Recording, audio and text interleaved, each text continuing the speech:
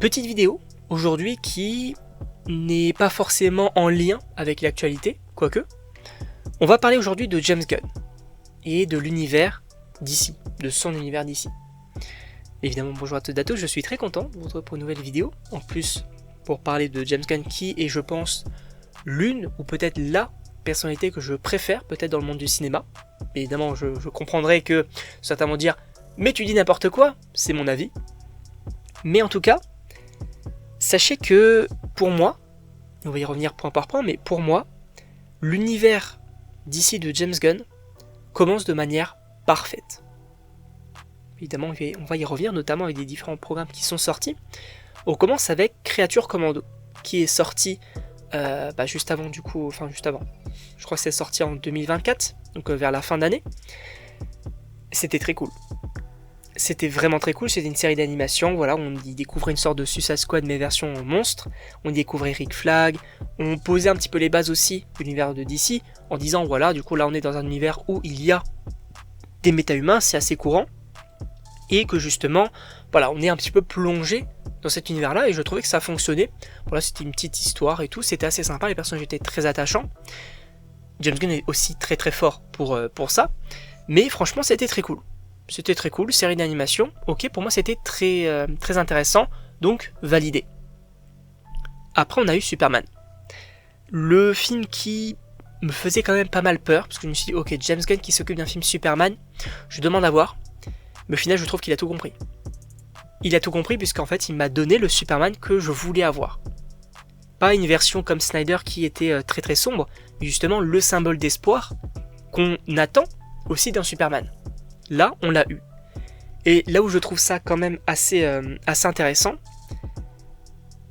c'est que là aussi, on entre dans un univers où il y a des super-héros, c'est assez courant, là où je vous rappelle quand même que l'univers Marvel n'a pas débuté de la même manière, en disant, ok, dans un premier temps, on a Iron Man, après on a Hulk, après on a Thor, après on a Captain America, etc. Donc on te rajoutait des éléments au fur et à mesure.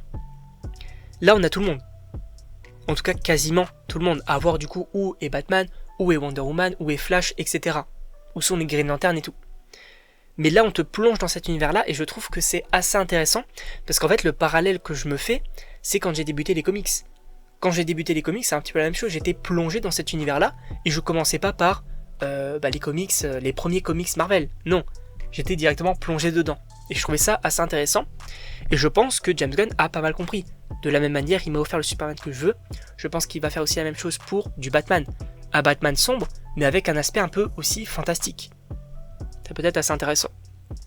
Et donc dans ce film-là, Superman, on t'évoque les univers de poche, qui ont l'air d'être de manière un peu primordiale finalement, dans ce premier chapitre, God and Monster, puisque ça aussi, le chapitre 1 pour le moment, il est assez intéressant. God and Monster, donc des dieux comme par exemple Superman, et des monstres comme la Creature Commando. Ça aussi, c'est plutôt cool, même si du coup Peacemaker, on sait pas trop où ça va, mais justement, parlons de Peacemaker saison 2, qui est encore une fois génial. Avec, vraiment, je trouve qu'en fait il a réussi à nous mettre des personnages, et en 3 programmes différents, puisqu'on a une série d'animation, on a un film, et on a une série live action. Donc, en 3 programmes différents, je trouve que c'est réussi.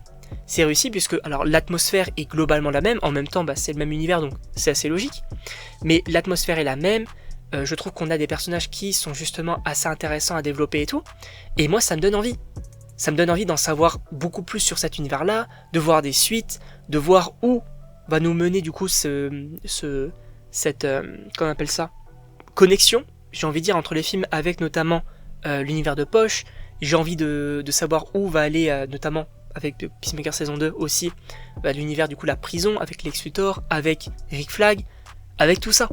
Et je trouve que c'est assez intéressant, et pour moi, oui, ça commence d'une très belle manière, et sans du coup copier aussi Marvel, puisque Marvel, je vous rappelle qu'on a eu Iron Man 1, Thor 1, Hulk, l'incroyable Hulk, ensuite Iron Man 2, etc. Là, et après on a eu Avengers. Là je pense qu'on peut avoir globalement la même chose avec du coup dans Man of Tomorrow une sorte de prémisse d'équipe, mais je trouve que la manière de faire n'est pas la même que Marvel, mais pour le coup ça fonctionne aussi. En tout cas, je sais pas ce que vous en pensez. Puis évidemment, n'hésitez pas à me le dire dans les commentaires, à vous abonner également. Si du coup vous êtes d'accord ou non avec moi, si justement vous êtes totalement contre, en justement détestant, entre gros guillemets, en tout cas peut-être que vous n'avez pas aimé les 3 programmes que nous a proposé James Gunn, moi, c'est totalement validé. En tout cas, bien évidemment, n'hésitez pas à me donner vos avis dans les commentaires. Et donc, on se retrouve pour une prochaine vidéo.